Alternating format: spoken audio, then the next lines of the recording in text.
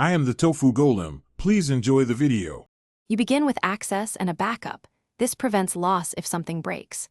Once logged into WordPress, make sure your active theme supports menus or switch to a child theme that does.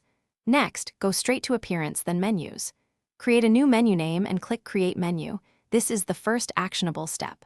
While creating, set display location to primary or header so the system knows where to render the bar. Save your progress before moving on to add items. Now you add the content you want in the bar. From the left panels, add pages, custom links, or categories and click Add to Menu, then drag items to reorder. For drop-downs, nest child items under a parent one level deeper. WordPress uses indentation to build submenus.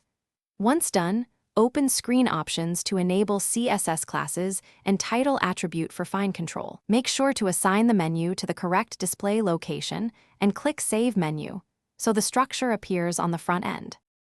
Finish by styling and testing the bar across devices. Open Customize to tweak colors, spacing, and mobile toggle behavior. Many themes provide header options. If you need precise tweaks, add small CSS snippets in additional CSS and preview before publishing. Once done, test links and mobile responsiveness.